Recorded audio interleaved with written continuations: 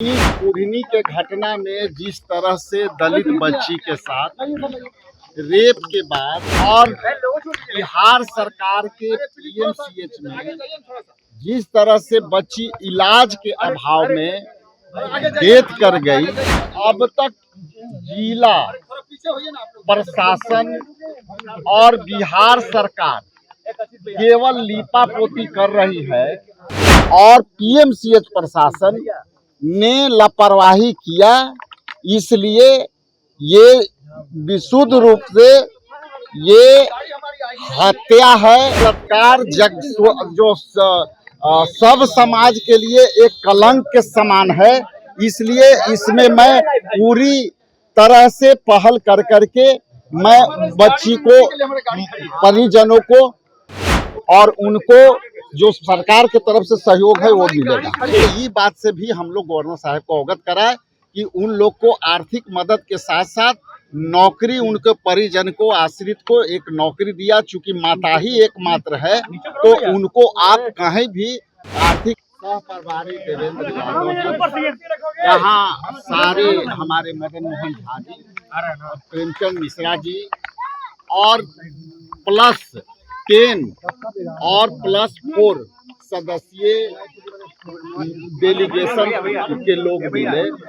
Delegation के लोग में हमारा मुख्य मांग ये था कि कुढ़नी के घटना में जिस तरह से दलित बच्ची के साथ रेप के बाद उसकी हत्या की गई और बिहार सरकार के पीएमसीएच में जिस तरह से बच्ची इलाज के अभाव में डेथ कर गई और जिस तरह से इन लोगों को हमने गवर्नर साहब, महामहिम गवर्नर साहब से मांग किया कि इसमें आपकी पहल की आवश्यकता है। और पहल इसलिए अनिवार्य हो जाता है कि अब तक जिला प्रशासन और बिहार सरकार केवल लीपापोती कर रही है।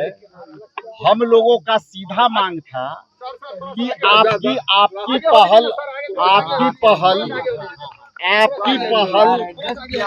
आदरणीय महामहिम जी इस बात से होनी चाहिए कि उसमें जो प्रशासन है और बिहार सरकार जो मंत्री हैं वो अभी भी इससे सबक नहीं लिया है। और कुढ़नी में भी दूसरी जो है लड़की के साथ बलात्कार हुआ और वहाँ के भी जिला प्रशासन, यहाँ के भी जिला प्रशासन और पीएमसीएच प्रशासन ने लापरवाही किया। इसलिए ये विशुद्ध रूप से ये हत्या है, गैर इरादतन हत्या है। इस पर आपके तरफ से पहल होनी चाहिए और इस पर पहल होने के लिए हमारी मुख्य 2 मांग था कि पीड़िता के परिवार को मुआवजा दी जाए और उस बच्ची के माँ जो है एकमात्र माता बच गई है, उनको जो है नौकरी दी जाए उनकी योग्यता के अनुसार।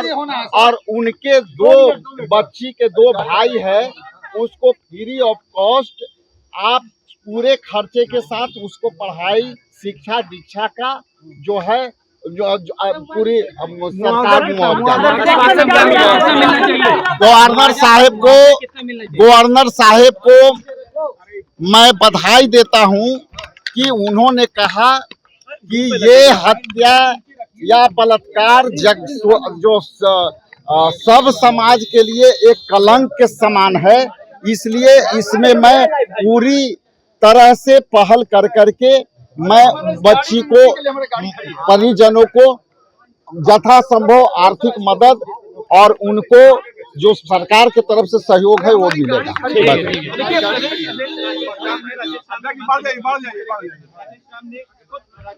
अभी भी बोला कि ये बधाई मैं देता हूँ गवर्नर साहब के कि उन्होंने कहा काफी सकारात्मक जवाब दिया और जो बातें हम लोगों को दिया बहुत गंभीरता से सुना, और जो हमारी मुख्य मांगे जो थी इसमें उन्होंने अंडरलाइन किया पॉइंट 1 और पॉइंट 2 को उन्होंने अंडरलाइन किया, सबमिशन किया, और कहीं कि इस पे अलग से बच्चा के माँ के और दोनों बच्चे के नाम पता मेंशन करके गवर्नर हाउस को दीजिए, उस पर हम पहल करेंगे। क्योंकि हमारी मांग थी कि उस बच्ची के परिवार में मैं कल जब गया था तो उसके ठीक से कपड़े के दीवार जो उसके घर में थे, साड़ी के कपड़े के दीवार को घेर करके किसी तरह से जीवन यापन कर रही थी।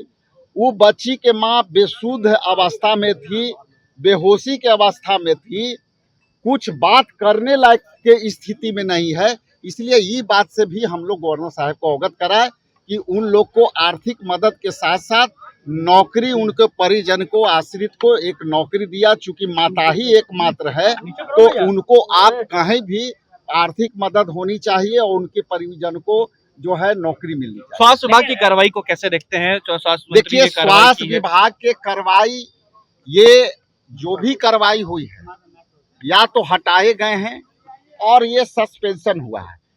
सस्पेंशन, हम भी दूसरे पीढ़ी के कांग्रेसी हैं। मेरे पिता दिलकेश्वर राम मंत्री रहे हैं लगातार 15 वर्षों तक।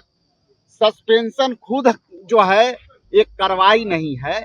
सस्पेंशन ये एक तरह से उनकी केवल कुर्सी बदली है, लेकिन सारी सरकार की सुविधा उनको मिलती रहेगी। यदि इसी तरह के यदि उनको करना था तो ट्रांसफर और सस्पेंशन कोई सजा नहीं है किसी चीज के लिए।